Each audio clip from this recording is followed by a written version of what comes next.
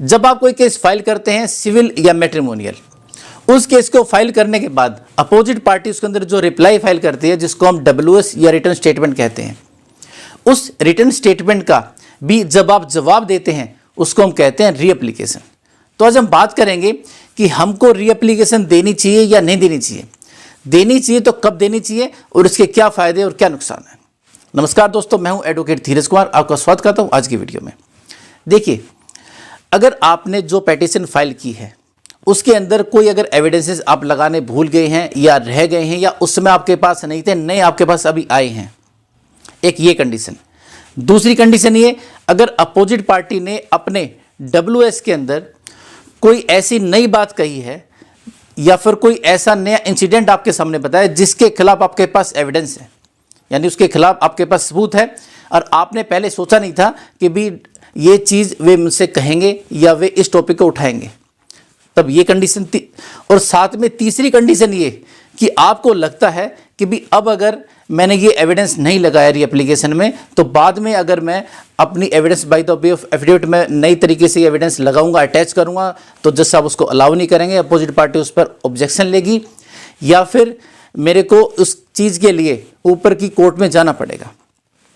इन तीनों में से कोई भी कंडीशन आपके सामने आए तब आपको रीएप्लीकेशन देनी है और उसमें उस चीज़ को अटैच कर देना है।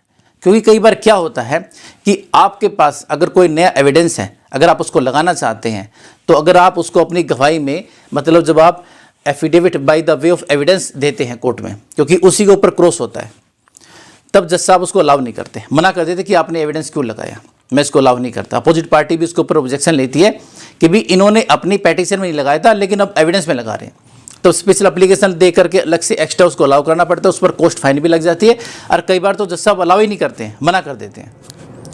नॉर्मली देखा जाता है कि जब हस्बैंड वाइफ के डिस्प्यूट होते हैं तो वाइफ के अगेंस्ट में जब हस्बैंड कोई ऐसे एविडेंस लेकर आता है, जैसे रिकॉर्डिंग हुई या फिर कोई वीडियो ऐसी हुई, तो ऐसे में आनाकानी जरूर होती है, ऑब्जेक्शन जरूर उठते हैं।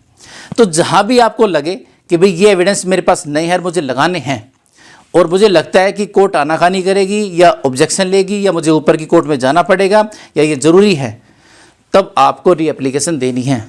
उस समय आपको रीएप्लीकेशन में चीज़ देते हैं तो इसके बाद जब अपना evidence by the way of affidavit देते हैं तो वो एक्सेप्ट हो जाता है, ऑब्जेक्शन नहीं उठता है, क्योंकि ऑलरेडी हम चीज़ को रिकॉर्ड पर ला चुके होते हैं। अब बात करते हैं कि हमको ये रीएप्लीकेशन क्यों नहीं देनी चाहिए। अगर इन तीन चीज़ों के अलावा कोई भी किसी प्रकार का कोई ऑब्जेक्शन नहीं है, तब ये समझिए कि आपको रीएप्लीकेशन नहीं देना है। वैसे भी WS के बाद इशू फ्रेम होकर के आपकी एविडेंस ही आनी है, मतलब आपकी गवाही आनी है, तो आपको अपनी गवाही तो देनी है। तो कोशिश करें, अगर इन तीनों चीज़ों में से कुछ भी नहीं है तो आपको रीएप्लीकेशन नहीं देना है, क्योंकि अगर आप रीएप्लीकेशन देते हैं तो आप अपने पत्ते खोल देते हैं। मतलब अपोजिट पार्टी को ये पता लग जाता है कि आप जो उन्होंने WS दिया है आप उसके बारे में क्या सोचते हैं, क्या विचार करते हैं, तो वे आपके लिए एक अच्छा क्रॉस तैयार कर सकते हैं कि आपसे क्या क्या क्वेश्चन पुट करने। बहुत सारी बातें ऐसी होती हैं जो हम सिर्फ अपने क्रॉस में कहते हैं। उन्होंने कोई हमसे क्वेश्चन पुट किया, हमने सोचा हुआ कि हमको इसका जवाब इस एंगल से देना है, अगर वो ही चीज़ हमने रीएप्लीकेशन में कह दी, उनके सामने आ गई, तो ऐसे में वे पहले से एडवांस और सोच कर रखें कि यार ये बंदा तो इस सवाल का ये जवाब देगा, तो ऐसे मुझे उससे ये क्वेश्चन और पुट करनी चाहिए, तो वे और अच्छा अपना क्रॉस तैयार करेंगे। तो कोशिश कीजिए कि रीएप्लीकेशन नहीं दें, रीएप्लीकेशन से बचें।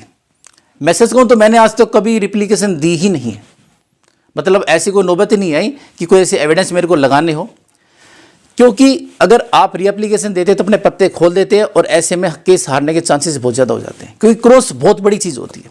एविडेंस तो पूरा समझिए कि केस का आधार है, बेस है। अगर आपके वकील साहब अच्छे हैं और उन्होंने अच्छी तरह से क्रॉस कर लिया तो ये समझिए कि आप केस जीत गए। कई बार आपके पास एविडेंस होते हैं, सबूत होते हैं, लेकिन अपोजिट पार्टी अगर अच्छी तरह से क्रॉस करे तो आपको हरा भी सकती है। क्रॉस बहुत बड़ी चीज़ होती है, बहुत ज़्यादा मायने रखती है, इसलिए रीएप्लीकेशन देने से बचना भी है। अपने पत्ते अपने तक सीमित रखने हैं, खोलने नहीं है, बताने नहीं है।